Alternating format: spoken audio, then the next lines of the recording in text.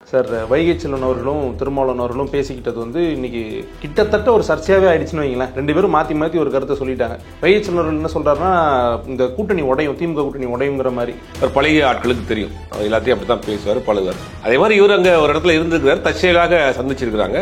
இவர் எழுதிய ஒரு புத்தகத்தை கொடுத்துருக்கிறாரு. அதோட அந்த நிகழ்ச்சி முடிஞ்சிச்சு. பாஜகவோடும் பாமகவோடும் எந்த காலத்திலும் கூட்டணி கிடையாது, அந்த கூட்டணியில் இருக்கக்கூடிய கட்சியோடும் கூட்டணி கிடையாதுங்கிறத தெளிவா நாங்க டிக்ளேர் பண்ணிட்டோம். எங்க கட்சியினுடைய பிரகடனமாக டிக்ளேர் பண்ணிட்டோம். அவங்களுக்கு வர்றதுக்கு வாய்ப்பு இருக்கலாம் அப்படின்னு நினைக்கிறாங்க. விசிக வருவதற்கான 100% வாய்ப்பு இல்ல, பல முறை சொல்லிட்டார், செய்வாங்க. இதுதான் தமிழ்நாட்டில் பண்றாங்க. அது தொடர்ந்து என்ன பண்றாங்கன்னா, இந்த மாதிரியான ஒரு குழப்பத்தை உண்டு பண்ணுவதற்காக விசிக வருது. நீங்க பாத்தீங்கன்னா விஜயும் விசிக கூப்பிடுறாரு, பாஜகவும் விசிக கூப்பிடுறாங்க, அதிமுக விசிக கூப்பிடுறாங்க. அந்த ஒரு கேள்வி வருது, விசிக வந்து ஏன் எல்லாருக்கும் தேவைப்படுறாங்க? இல்ல தமிழ்நாட்டில் இன்னைக்கு ஒரு 3வது பெரிய கட்சியா வளர்ந்து நிற்கிறது.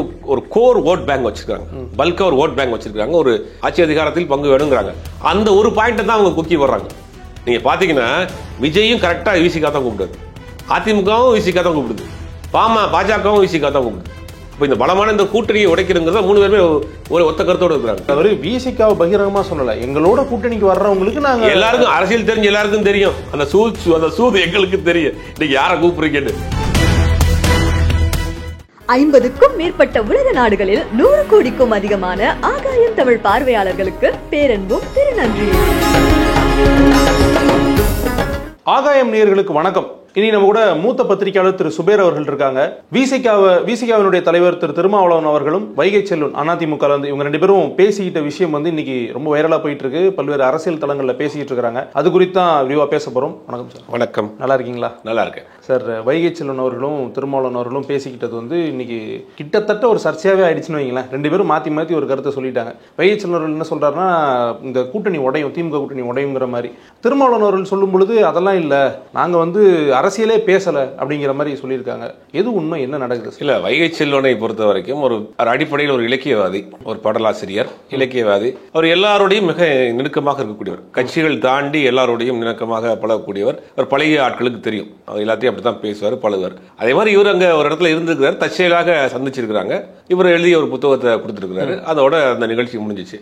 இதுக்கு அரசியல் தொடர்புபடுத்தி பேச வேண்டிய அவசியம் இல்லை. அதுவும் இல்லாம இப்ப அதிமுக பாஜக கூட்டணிங்கிறது உறுதியாகி அவங்க கூட்டணியை ஸ்ட்ராங் பண்ணிட்டாங்க. அது முடிஞ்சு போச்சது. அதற்கு பிறகு விசிகாவை நீங்க வந்து டார்கெட் பண்ணி கூட்டு வர்றதுக்கு இப்படி. ஆனா வந்து ஒரு தேர்தல் வரக்கூடிய நேரங்களில் இந்த மாதிரியான வேறு கட்சியை சேர்ந்தவர்கள் சந்தித்து பேசிக் கொள்றப்ப என்னன்னா, அது அரசியல் ரீதியான தொடர்பு இருக்குமோ, ஏன்னா முன்னாடி அப்படிலாம் நடந்திருக்கு. அதை வந்து தொடர்பு படுத்தித்தான் பார்ப்பாங்க. ஆனா அதுக்கு உண்டான சாத்தியம் இருக்கான்னு பார்க்கணும்ல. இப்போ ஒருவேளை பாஜக கூட்டணியிலிருந்து அதிமுக வெளியில் வந்து அவர்கள் தலைமையில் ஒரு கூட்டணி அமைப்பார்களா அப்படின்னா அதுக்கான வாய்ப்பே இல்லாத மாதிரி தான் இருக்கு இப்ப வரைக்கும். ஏன்னா அங்க பெரிய சிக்கல்ல அவங்க மாட்டிருக்கிறாங்க. ஏன்னா 10 மாசத்துக்கு முன்னாடி தேர்தல் வர்றதுக்கு முன்னாடி ஒரு கூட்டணி உறுதி செய்ய வேண்டிய அவசியம் இல்லை. சார், நீங்களும் அண்ணாமலை அவர்கள் மாதிரி பாஜக கூட்டணிட்டீங்க, அதிமுக கூட்டணி இல்லையா? பாஜக கூட்டணி தான். நான் மட்டுமா சொல்றேன், ஊரே தான் சொல்லுது. இப்ப தமிழ்நாட்டுக்கு இந்தியா கூட்டணிக்கு தலைமை யாரு?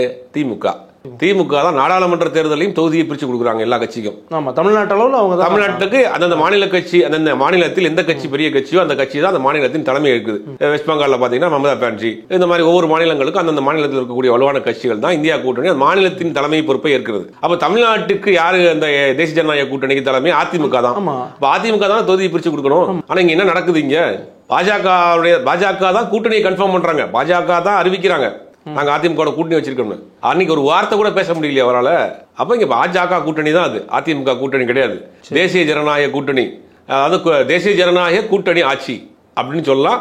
தேசிய ஜனநாயக கூட்டணி அதிமுக ஆட்சின்னு சொல்லலாம். இதை தங்க பதக்கம்னு சொல்லலாம், தங்க பதக்கம்னு சொல்லலாம். அப்படிதான் இந்த அதிமுக பாஜக கூட்டணி இருக்கு. இப்ப அவர் ரொம்ப தெளிவாக பல இடங்கள்ல சொல்லிட்டு இருக்காரு. நேத்து கூட ஒரு பொதுக்கூட்ட மேடையில சொல்லியிருக்கிறாரு, எங்களுக்கு ஆளும் கட்சியோடு சில கருத்து வேறுபாடுகள், கருத்து மோதல்கள்லாம் இருக்கு. எங்களுடைய கொடி கம்பங்கள்ல நட்ட விட மாட்டேங்கிறாங்க, பேரணிகளுக்கு பல இடங்கள் அனுமதி கொடுக்க மாட்டேங்க, சில இடைஞ்சல்கள், நெருக்கடிகள்லாம் இருக்கு. பட் அதற்காக நாங்கள் கூட்டணியை விட்டுட்டு வெளியே வரணும்னா என்ன செய்யும்? அரசியலில் முதலில் தேவை சகிப்புத்தன்மை. அது நம்ம அதை எடுத்துக்கிறணும். அதனால சில விஷயங்களை காம்ப்ரமைஸ் பண்ணி தான் இருக்கிறோம். எல்லாருக்கும் 100% திருப்தியா இருக்கிற மாதிரினா இல்ல, சில குறைபாடுகள், மன வருத்தம் இருக்கு. அதை தாண்டி சமூக நலன், தமிழ்நாட்டினுடைய நலன் முக்கியம்.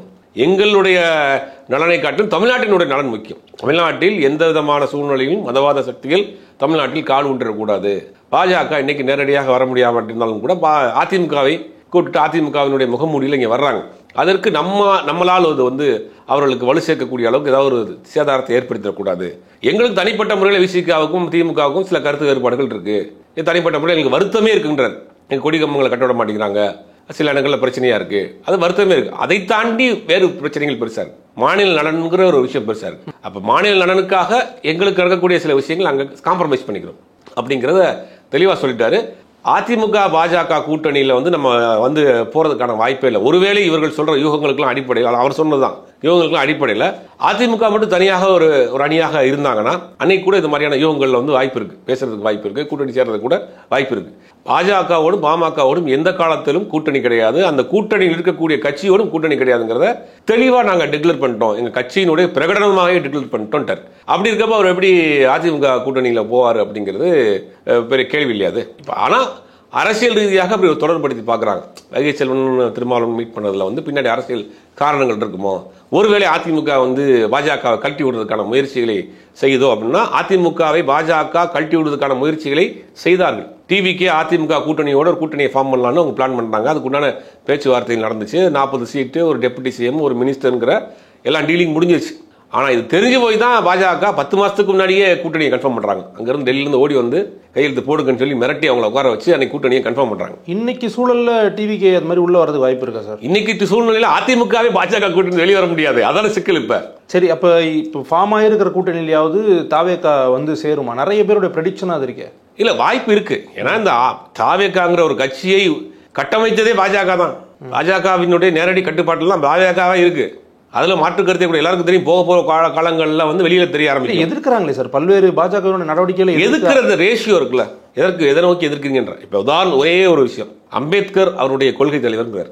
அம்பேத்கரை பத்தி நாடாளுமன்றத்துல பேசுறாரு உள்துறை அமைச்சர். அதுக்கு எதிர்ப்பு தெரிவிச்சாங்க. எங்க தெரிவிச்சாரு? அதுக்கு எதிர்ப்பு தெரிவிச்சாங்க. அப்படி பேசக்கூடாதுன்னு சொல்லி விஜயை பேசியிருக்காரு. ஒரு கொள்கை தலைவரை எதிர்த்து தமிழ்நாட்டில் இருக்கக்கூடிய பெரும்பாலான கட்சிகள் கண்டித்தாங்க, ஆர்ப்பாட்டம், போராட்டம் பண்ணாங்க. நீங்க தமிழ்நாடு ஸ்தம்பிச்சு போகக்கூடிய அளவுக்கு ஒரு போராட்டம் பண்ணிருக்கணுமா இல்லையா? உங்களுடைய கொள்கை தலைவர், நீங்க சொல்ற கொள்கை தலைவர் நடந்திருக்கணுமா இல்லையா? ஏன் பண்ணல நீங்க? அந்த ஒரு ஈவெண்ட் வச்சு ஒரு ஈவெண்ட்ல நிறைய சொல்லலாம், நிறைய விஷயங்களை சொல்லலாம். நீங்க மத்திய அரசு கொண்டு வரக்கூடிய பல விஷயங்களை வெறும் அறிக்கையை மட்டும் தான் கொடுக்குறீங்க. அறிக்கையை வச்சு என்ன செய்ய? நாக்கா வலிக்க. உங்களுக்கு மன வருத்தம் இருக்கும், எனக்கு மன வருத்தம் இருக்கும். மன வருத்தத்துக்காக நம்ம ஒரு போஸ்ட் போடலாம், அவர் அறிக்கை கொடுக்குறாரு, அவ்வளவுதான். இதனால என்ன பயன்? நீங்க தமிழ்நாடு ஸ்தம்பிக்க போற மாதிரியான போராட்டங்கள், ஆர்ப்பாட்டங்கள் ஏதாவது பண்ணிருக்கீங்களா? கவனத்தை ஈர்த்திருக்கீங்களா? எதுவுமே இல்லையே. நீங்க விஜய் இறங்கினார்னா ஒரு சினிமா நடிகர் களத்தில் நிற்கிறப்ப மீடியா வெளிச்சம் கிடைக்கும், அந்த செய்தி எக்ஸ்போஸ் ஆகுமா இல்லையா? ஏன் செய்ய மாட்டேங்கிறீங்க? வக்ஃப் போர்டு திருத்த சட்டத்திற்கு நீங்க உங்க சார்பில் வழக்கு போட்டிருக்கீங்க, ரைட்டு. உங்க சார்பா வந்து சில இடங்களில் போராட்டம் பண்ணீங்க, ஏன் வரல சார்? பண்ணிருக்காங்களா சார் கட்சி சேர்ந்தவங்க? விஜய் ஏன் வரல? ஏங்க கட்சி தலைவர் தாங்க முதல்ல நிக்கிற களத்துல. யார் முதல்ல நிக்க? அவங்க தரப்புல என்ன சொல்றாங்க அப்படின்னா, கூட்டம் வரும்பொழுது அந்த சிக்கல் வருதுன்னு சொல்றாங்க. என்ன சிக்கல் வருது? கூட்டம் நெரிசல் ஏற்படுது, பர்மிஷன் கிடைக்க மாட்டேங்குது அவர் வர்றதுனால. அவர் வீட்லயே வாசப்படியில போராட்டம் நடத்தலாமே. விஜய் வெளியில நின்று வீட்டு வாசப்படியில நீ கருப்பு கொடி ஏந்தி போராட்டம் பண்றேன், பனையூர் தாண்டி வரவே மாட்டாரு. பனையூர்லயே பண்ணுங்கன்றேன். நீங்க பனையூர் தாண்டி வராதீங்கன்ற. உங்களுக்கு சேஃப்டியா வீட்டுக்குள்ளே வச்சுங்க, கட்சி ஆபீஸ் பக்கத்துலயே வச்சுக்கோங்க.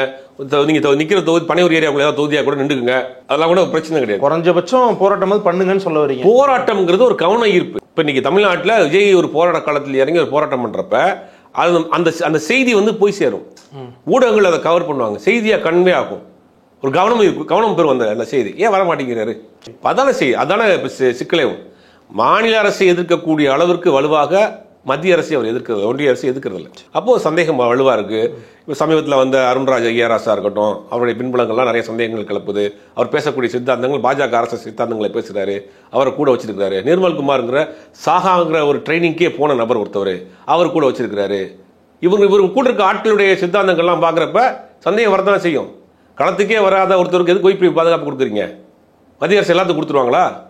மத்திய அரசு பெர்மிஷன் வாங்குறதுக்கு எவ்வளோ விஷயங்கள் புரோட்டோகால் இருக்கு, இவருக்கு உடனே கொடுக்குறாங்களே. அப்போ இதெல்லாம் பார்க்குறோம். விஜய் மீது கடுமையான சந்தேகமா இருக்கு. விஜய் இருக்கக்கூடிய பேசக்கூடிய அரசியலும் சந்தேகமா இருக்கு. அப்படிங்கும்போது விஜயை இயக்குவது பாஜக தான். அரசியல் ரீதியாக போகும்பொழுது அவங்க கொள்கை தலைவர்களே பெரியாரை கொண்டு வந்துட்டாங்களே, பாஜகவுக்கு நேர் எதிரான ஒரு தலைவர். அதான் நல்ல கேள்வி. அதாவது பாஜக விஜய்க்கு கொடுக்கப்பட்ட வேலை என்னன்னா, அம்பேத்கர், பெரியார் இவங்க 2 பேரையும் வச்சு அந்த வாக்குகளை நீங்க வாங்கணும். இஸ்லாமிய வாக்குகளை வாங்கணும், கிறிஸ்தவ வாக்குகளை வாங்கணும். விஜய்க்கு ஆல்ரெடி ஒரு கிறிஸ்தவருங்கிற ஒரு பிராண்ட் இருக்கு. ஆல்ரெடி இவர் வந்து என்ன பண்ணுறாங்கன்னா, பெரிய அம்பேத்கரை காமிச்சு அந்த தலித் வாக்குகளை வாங்கணும்.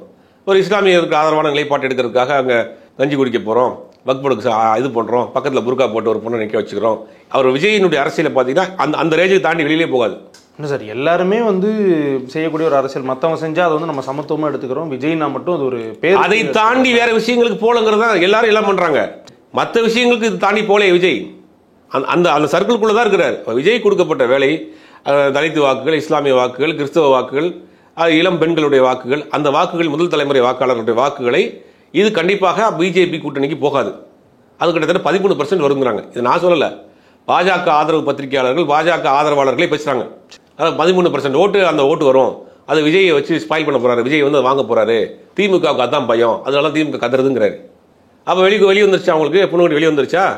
விஜய் எதுக்கு நிப்பாடப்பட்டிருக்காங்க விஜய்க்கு நல்லா தெரியும். விஜய்க்கு மட்டும் இல்ல, தமிழ்நாட்டில் இருக்கக்கூடிய கடைக்கோடியில் இருக்கக்கூடிய ஒரு சாமானியனுக்கு கூட தெரியும், விஜய் தனியாக நின்னார்னா விஜய் மட்டுமே ஜெயிக்க முடியாதுன்னு. உண்மை தானே அது? ஒரு தனிமட்ட முறையில் ஒருத்தர் ஜெயிக்கிறார் தான் குறைஞ்சபட்சம் 30% வாக்கு வாங்கணும். இவர் சொல்லக்கூடிய கருத்து கணிப்புகள் பிரகாரம் எடுத்தாலே விஜய் வாங்க முடியுமா? அப்ப எப்படி விஜய்க்கு ஓட்டு போடுறீங்க? எதுக்காக ஓட்டு போடுறீங்க? இது இந்த யூகங்கள் ஒரு பக்கம் இருக்கட்டும் சார், யூகங்கள்ல இதுதான் ரியாலிட்டி. சரி, இது ஒரு பக்கம் இருக்கட்டும். ஒருவேளை விஜய் வந்து இந்த கூட்டணிக்கு வரலாம்னு வச்சுப்போமே, ஆல்ரெடி நாம் தமிழர் வந்து சொல்லிட்டாங்க நாங்க தனியா நிக்க போறோம்ட்டு. திமுக கூட்டணியில இந்த கட்சிகள் தொடர்றாங்க. ஆனாலும் அண்ணா திமுகவில் இருக்கவங்க என்ன சொல்றாங்கன்னா, இல்ல கூட்டணி வந்து விரிவடையும், நிறைய பேர் உள்ள வரப்போறாங்க. யாரதான் அவங்க சொல்றாங்க? யார் எஞ்சி இருக்கிற வர்றது? இப்ப திமுக கூட்டணி, அதிமுக பாஜக கூட்டணி ரெண்டே எடுத்துங்க. திமுக கூட்டணியில பாத்தீங்கன்னா இவங்க 2019 இந்த கூட்டணி தொடர்ந்து வந்துட்டு இருக்கு. கொள்கை ரீதியான ஒரு கூட்டணியா இருக்கு. பிரச்சனையின் அடிப்படையில் கூட்டணியை ஃபார்ம் பண்ணிருக்காங்க. கொள்கை பிரச்சனை, மாநில உரிமைகள் சம்பந்தப்பட்ட விஷயத்தில் ஒரு அணியில் நிக்கிறாங்க. அது கம்யூனிஸ்டாக இருக்கட்டும், காங்கிரஸா இருக்கட்டும், பிசிகாக இருக்கட்டும், மற்ற இஸ்லாமிய பொருள் எல்லாருமே ஒரு புள்ளி மதசார்பற்ற அணி, மதசார்புள்ள அணி, ரெண்டு அணியா லெப்ட் அண்ட் ரைட். தமிழ்நாட்டில் தான் பாலிடிக்ஸ் இப்ப லேட்டஸ்டா இப்போ தேவையான ஒரு விஷயமா இருக்கு. ஆரம்பத்துல இருந்து இருக்கிற விஷயம் இப்ப தேவையான ஒரு விஷயம். ஒன்னு லெப்ட் ரைட்ல இருக்கு. ரைட் விங் அந்த பக்கம் போயிட்டாங்க, லெஃப்ட் விங் இந்த பக்கம் வந்துட்டாங்க. அதே சித்தாந்தத்தில் உள்ள நபர்கள் பூரா இங்க பக்கம் இருக்கிறாங்க. இப்ப இவர்கள் மீறி அங்க எப்படி போவாங்க? அப்ப யார சொல்றாங்க இன்னும் வருவாங்க கூட்டணிக்கு? ஒரு சில போட்டியிடாத கட்சிகள், சிறு லெட்டர் பேட் உள்ள கட்சிகள், அதாவது சில கட்சிகள் அவங்களுக்கு வர்றதுக்கு வாய்ப்பு இருக்கலாம் அப்படின்னு நினைக்கிறாங்க. விசிக வருவதற்கான 100% வாய்ப்பு இல்ல. பல முறை சொல்லிட்டார், தேர்தல் அரசியலை காட்டிலும் மாநில நலன் எங்களுக்கு முக்கியம். ஆமா, இப்ப கூட பேசும்பொழுது தெளிவா சொல்லிட்டாரு. டெய்லி சொல்லிட்டு இருக்காரு. கட்சி அரசியல் தாண்டி மாநில நலன் முக்கியம் எங்களுக்கு. அதுக்காக சில விஷயங்களை காம்ப்ரமைஸ் பண்ணிட்டு இருக்கிறோங்கிறது. எங்களுக்கும் சில மனக்குறைபாடுகள் இருக்கு, வருத்தம் இருக்கு. அதெல்லாம் நாங்க தாங்கிக்கிட்டு, சகிப்புத்தன்மை தான் அரசியல்ல முக்கியம் முதல்ல. அதை நாங்க தாங்கிக்கிட்டு தான் இருக்கிறோம். அதுக்கு என்ன காரணம்? மாநில நலன் முக்கியம். பாஜக ஆளக்கூடிய மாநிலங்கள்ல இன்னைக்கு என்ன நடக்குது? அவர்கள் உள்ள போனா மனிதனை சாதியா மதமா பிரிச்சு வச்சு அதை தான் பண்ணிட்டு இருக்காங்க. தமிழ்நாடு இன்னைக்கு அமைதி பூங்காவா அமைதியா இருக்கு. உள்ள எந்த முகமூடியில் வந்தாலும் இவர்களும் இந்த வேலையை தான் தமிழ்நாட்டில் செய்ய போறாங்க. அதுக்கு நம்ம எந்த வகையிலும் இடம் கொடுத்துடக்கூடாது. அது நம்மளுடைய கட்சி அரசியலை தாண்டி மாநில நலன் முக்கியம் அப்படிங்கிற விஷயத்தில் ரொம்ப ஸ்டாண்டர்டா இருக்கிறாங்க எல்லா கட்சிகளும். அப்ப அந்த கூட்டணியிலிருந்து நீங்க யாரை கூப்பிடுவீங்க அப்படின்னா, இது வரைக்கும் போட்டியிடாத கட்சிகள், ஏதாவது வெளியிலிருந்து ஆதரவு கொடுக்கக்கூடிய சில கட்சிகளை கூப்பிடுறதுக்கு வாய்ப்பு இருக்கு. ஆனா உண்மையிலேயே இந்த பக்கம் பாத்தீங்கன்னா அதிமுக பாஜக கூட்டணியை அதிமுக தொண்டர்கள் பெரும்பாலும் ஏத்துக்கல. அதிமுக தொண்டர்கள் ரெண்டு தலைவர்களும் ஏத்துக்கல. அப்ப அந்த பக்கம் பாத்தீங்கன்னா பாமகவுலையும் குழப்பங்கள் போய்கிட்டு இருக்கு. தேமுதிக ஆல்மோஸ்ட் அவங்க வெளியேறிட்டாங்க, உள்ள வர்றாங்கன்னு தெரியல. அப்ப இந்த பக்கம் வலுவான ஒரு கூட்டணி இருக்கு, இந்த பக்கம் கூட்டணிக்குள்ளே ஏகப்பட்ட குழப்பம் இருக்கு, ஜெல்லாகாம இருக்கு. அப்படிங்கும் போது இந்த கூட்டணியை வைத்துக்கொண்டு அந்த கூட்டணியை வீழ்த்தி விட முடியாது. அதுக்கு தான் சில ஆப்ஷன்ஸை கொடுக்குறாங்க. விஜய் மாதிரி, நாம் தமிழர் மாதிரி வாக்குகளை சிதறடிக்கக்கூடிய வேலைகளை வச்சு பண்ணுவாங்க. அப்ப அந்த கூட்டணியை நேரடியாக எதிர்க்க முடியாட்டின்னு கூட இந்த கூட்டணிக்குள்ள விழுகக்கூடிய வாக்குகளை வந்து இடையில ஒரு செக் டேம் மாதிரி வச்சு பிரிக்கக்கூடிய வேலைகளை செய்வாங்க. இதுதான் தமிழ்நாட்டில் பண்றாங்க. அது தொடர்ந்து என்ன பண்றாங்கன்னா, இந்த மாதிரியான ஒரு குழப்பத்தை உண்டு பண்ணுவதற்காக விசிகா வருது. நீங்க பாத்தீங்கன்னா விஜயும் விசிகா கூப்பிடுறாரு, பாஜகவும் விசிகா கூப்பிடுறாங்க, அதிமுக விசிகா கூப்பிடுறாங்க. அந்த ஒரு கேள்வி வருது, விசிகா வந்து ஏன் எல்லாருக்கும் தேவைப்படுறாங்க? இல்ல அவங்களுடைய சப்போர்ட் இருந்தா தான் இன்னைக்கு எந்த கட்சியும் ஜெயிக்க முடியும் நிலை வந்து தமிழ்நாட்டில் இன்னைக்கு ஒரு 3வது பெரிய கட்சியா வளர்ந்து நிற்கிறது. ஒரு கோர் ஓட் பேங்க் வச்சிருக்காங்க, பல்கா ஒரு ஓட் பேங்க் வச்சிருக்காங்க. ஒரு கூட்டமா பொதுக்கூட்டமா ஆர்ப்பாட்டம் உடனே திரண்டு வரக்கூடிய அளவுக்கு, வேலை செய்யக்கூடிய அளவுக்கு ஆற்றல் மிக்க ஆட்கள் இன்னைக்கு பெருசா இன்னைக்கு அந்த கட்சியில இளைஞர்கள், பெண்கள் எல்லாமே இருக்கிறாங்க. அப்படிங்கும் போது அந்த கூட்டணியில் இருக்கக்கூடிய மெயினான ஒரு விஷயமா இருக்கிறத அங்க கொண்டு வரணும். ஏன்னா அவர்களுடைய கோஷம் ஒன்று இருக்கு, ஆட்சி அதிகாரத்தில் பங்கு வேணும் அப்படிங்கிறது அவங்களுடைய ஒரு 2 நாள் ஆசையா வச்சிருக்காங்க. அது எப்ப தேவைப்படும், அது எப்ப எடுப்போங்கிறது அவங்களுக்கு தெரியும். ஆட்சி அதிகாரத்தில் பங்குகளுக்கு வேணும் அப்படிங்கிறத ஒரு கோஷமா வச்சிருக்காங்க. எல்லா கட்சிகளுக்கும் ஒரு ஆசை இருக்கும். இன்னைக்கு காங்கிரஸ்கார கட்சி காமராஜர் ஆட்சி அமைப்போம்பாங்க, அதுக்காக வந்து ஆட்சி மாறிட போதா? அப்படி கிடையாது. ஒவ்வொரு கட்சிக்கும் ஒரு இலக்கு இருக்கும், ஒரு ஆசை இருக்கும், இதை நோக்கி போகணுங்கிற ஒரு எண்ணம் இருக்கும். அதை நோக்கி அவங்க கேட்கறாங்க, ஆட்சி அதிகாரத்தில் பங்கு வேணுங்கிறாங்க. அந்த ஒரு பாயிண்ட் தான் அவங்க கொக்கி வர்றாங்க. நீங்க பாத்தீங்கன்னா விஜயும் கரெக்டா விசிகா தான் கூப்பிடுறாரு, அதிமுகவும் விசிகா தான் கூப்பிடுது, பாஜகவும் விசிகா தான் கூப்பிடுது. பாஜக கூட்டணி நேரடியாக வராட்டி கூட வேற ஆள் மூலியமாக வர்றாங்க. அப்ப இந்த கூட்டணி அங்கிருந்து கொண்டு வரணும். இப்ப விஜயினுடைய குரலும் பாஜகவோட குரலும் அதிமுக குரலும் ஒரே மாதிரி இருக்கா இல்லையா? அப்ப இந்த பலமான இந்த கூட்டணியை உடைக்கிறதுங்கிறத 3 பேருமே ஒரு ஒத்த கருத்தோடு இருக்கிறாங்க. இல்ல அதனால மட்டுமே வந்து இவங்கெல்லாம் ஒரு ஐடியாலஜியில ஃபாலோ பண்றான்னு சொல்ல முடியாதுல்ல. விசிகா வந்து இன்னைக்கு மறுக்க முடியாத ஒரு பெரிய வளர்ச்சி அடைஞ்சிருச்சு. அதனால கூட விஜய் அவர்கள் வந்து நம்ம ஒரு கோலிஷன்ல நம்ம ஆட்சி அமைக்கலன்னு சொல்லி அதான் ஏற்கனவே சொல்றேன், தமிழ்நாட்டிலே ஒரு 3வது பெரிய கட்சியாக கட்டமைப்புள்ள ஒரு கட்சியாக நீங்க உருவாகி இருக்கு. அது மாற்று கருத்து கிடையாது. ஆனா அவர்களுக்கு சில இலக்குகள் வச்சிருக்கிறாங்க. நம்ம ஒரு ஆட்சி அதிகாரத்தில் பங்கு வேணுங்கிற அதை மட்டும் வந்து அந்த ஒரு ஆசையை காமிச்சு முதலில் கட்சி ஆரம்பிச்சு முதல் மாநாட்டில் நீங்க என்ன பேசிருக்கணும்? உங்க கட்சியுடைய கொள்கையை பேசிருக்கணுமா, கோட்பாடை பேசிருக்கணுமா? விசிகாவை நீங்க வாங்கன்னு கூப்பிடுறதா உங்க கட்சியோட மாநாட்டு வேலை? அவரு விசிகாவை பகிரங்கமா சொல்லல, எங்களோட கூட்டணிக்கு வர்றவங்களுக்கு நாங்க எல்லாருக்கும் அரசியல் தெரிஞ்சு எல்லாருக்கும் தெரியும். அந்த சூது எங்களுக்கு தெரியும். நீங்க யாரை கூப்பிடுறீங்க? ஒரு கட்சியோட முதல் மாநாடு போடுறீங்க, எங்க கட்சியோட கொள்கை இது, கோட்பாடு இது, நாங்க ஆட்சி அதிகாரத்துக்கு வந்தாலும் எல்லாம் செய்ய போறோம், இந்த திட்டங்களை வச்சிருக்கிறோம், 5 வருஷம் எங்க ஆட்சியை கொடுத்து பாருங்க, நாங்க இதெல்லாம் மாத்த போறோம், இதெல்லாம் சாத்தியம், இதெல்லாம் பாருங்க, இவ்வளவு திட்டங்கள் இருக்கு, ஆதாரப்பூர்வமா அறிவுபூர்வமா பேசிருக்கீங்களா? கட்சி ஆரம்பிச்ச முதல் மாநாட்டில் ஏறிக்கிட்டு கொள்கையெல்லாம் எக்ஸ்பிளைன் பண்ணார் சார், கொடி எக்ஸ்பிளைன் பண்ணாரு, அதுக்கு ஒரு கூட்டம் நடத்தினாங்க. அவர் அதை மட்டுமே சொல்லல, அவங்க கட்சி சார்ந்து நிறைய ஐடியாலஜி சொன்னார்ல. என்ன ஐடியாலஜி? பெரியார், அம்பேத்கர், அந்த தலைவர்கள் சொன்னாரு. பெரியார் சொன்ன தத்துவங்களை பத்தி தான் பேசியிருக்காரு அந்த மேடையில். இதுவரைக்கும் விஜய் பேசியிருக்காரு. பெண் அடிமைத்தனத்துக்கு, சாதி எதிர்ப்புக்கு எதிராக, இல்ல சார், மூட நம்பிக்கைக்கு எதிராக விஜய் பேசியிருக்காரா? பகிரங்கமா அந்த மேடையில எங்களுடைய கொள்கை எதிரி வந்து பாஜக, அரசியல் எதிரி திமுக, அதுக்கு ஆதாரப்பூர்வமா ஏதாவது அறிவுபூர்வமா பேசியிருக்காரா? இதுவரைக்கும் நீங்க எந்த மேடையில் எடுத்துங்க, பெரியார் என்னென்ன சொன்னாரோ அதுல ஏதாவது 1-2 விஜய் பேசியிருக்காரு இந்த மேடையிலாவது? பெரியாரினுடைய நினைவு நாள் அன்னைக்கு அவரு என்ன நினைவு நாளைக்கு மாலை போட்டார், பூ போட்டார். அன்னைக்கு என்ன பண்ணிருக்கணும்? தமிழ்நாட்டில் வரக்கூடிய இளைஞர்கள் பின்னாடி ஒரு பெரிய ஒரு கூட்ட இளைஞர்கள் இருக்காங்க விஜய்க்கு பின்னாடி. இல்லை, அவர்களுக்கு நீங்க என்ன சொல்லியிருக்கணும்? சாதி ரீதியாக மத ரீதியாக பிரிஞ்சிடாதீங்க, மூட நம்பிக்கையில் விழுந்துடாதீங்க, இதெல்லாம் பெரியார் சொல்லியிருக்காருன்னு பெரியார் பேசி 4 வார்த்தைகள் பேசியிருக்கணுமா இல்லையா? குறைந்தபட்சம் அதான் செஞ்சிருக்கணுமா? இன்னைக்கு இளைஞர்கள் மத்தியில் போதையை விட ஒரு பெரிய பிரச்சனை சாதியா இருக்கு. அறிக்கையில குறிப்பிடுறாங்கல்ல சார் பெரியார். என்ன பெரியார் போட்டோ போட்டிருக்காரு அறிக்கையில், வேற குறிப்பிட்டிருக்காரு. பெரியார் சாதியை எப்படி எதிர்த்தார் அப்படிங்கிறத பத்தி ஏதாவது பேசிருக்கீங்களா? சமீபத்தில் பேசினாரு, பெரியாரே சாதி அடையாளமா சிலர் மாத்த முற்படுறாங்க, பெரியார் அதுக்கெல்லாம் வந்து அந்த வட்டத்துக்குள்ள வரமாட்டாருன்னு பெரியாரை குறித்து பேச. பெரியார் அதை விட நிறைய பேசியிருக்காரு. பெரியார் பேசி அறிவுபூர்வமான விஷயங்கள் இருக்கு, அதை பத்தி தான் பேசியிருக்காரா? சாதிக்கு எதிராக பெரியார் பேசியிருக்காரு, பெண் அடிமைத்தனத்துக்கு எதிராக பெரியார் பேசியிருக்காரு. விஜய் அதெல்லாம் பேசியிருக்காரா? வீட்டில் நீங்க கணவன் மனைவியா இருக்கீங்க, பெண்ணை அடிமைப்படுத்தாதீங்கன்னு பேசியிருக்காரா? பெரியாரின் வழியை பின்பற்றி பெண் அடிமைத்தனத்திலிருந்து அவங்களை மீட்டு கொண்டு வரும்னு அவர் மாநாட்டிலே சொல்றாரு சார். அதோட கொள்கையா வச்சிருக்கிறாரு. நான் பேசின 4-5 மீட்டிங்ல எந்த மீட்டிங்லயாவது பெரியாருடைய பேசிய தத்துவங்களே, பெரியாருடைய கொள்கைகளை கோட் பண்ணி பேசியிருக்கிறாரா? பெரியாரை ஏத்துக்கிட்டார், பெரியார் வழியில் வர்றாரு, அதெல்லாம் நீங்க சொல்றதெல்லாம் ஓகே. பெரியார் சொன்னது ஏதாவது பேசியிருக்கிறாரா? இதெல்லாமே மேற்கோள் தானே, எக்ஸாக்டா அந்த வேர்ட்ஸ் இல்லாம பெரியாரை பத்தி யாருக்கு தெரியுங்க? இங்க நிற்கக்கூடிய 2K கிட்ஸுக்கு பெரியாருடைய கொள்கை என்ன தெரியும்? அது இவர் தானே சொல்லணும். சொல்லியிருக்காரா? சொல்ல வேண்டிய இடத்துல இருக்கவர் அதை சொல்லலன்னு சொல்ல. நீங்க என்ன செஞ்சாலும் உங்களுக்கு ரசிக்கிறதுக்கு பின்னாடி வரதுக்கு ஒரு கூட்டம் இருக்குல்ல, அவர்களுக்கு குறைந்தபட்சம் என்ன செஞ்சிருக்கணும்? மூடநம்பிக்கை எதிராக இந்த மாதிரிலாம் பெரியார் பேசியிருக்காரு, இதெல்லாம் மூடநம்பிக்கையான விஷயங்கள் செய்யாதீங்க. சாதி ஒரு இந்த மாதிரியான ஒரு சாக்கடையான விஷயம் அதை செய்யாதீங்க. மத ரீதியாக பிளவுபட்டு போயிடாதீங்க. இதெல்லாம் பெரியார் சொல்லியிருக்காரு 4 வார்த்தை நீங்க பேசிருக்கணுமா இல்லையா?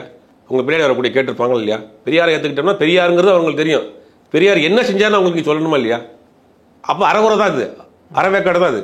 அறவேக்காடுத்தனமாக பெரியார் படத்தையும் அம்பேத்கரை படத்தையும் போட்டுட்டு அந்த வாக்குகளை வாங்கக்கூடிய வேலையை பிஜேபி கொடுத்த அஜெண்டாவை வச்சு வேலை செஞ்சுக்கிட்டு இருக்காரு விஜய். இது நான் மட்டும் சொல்ல, எல்லாரும் சொல்லிட்டாங்க.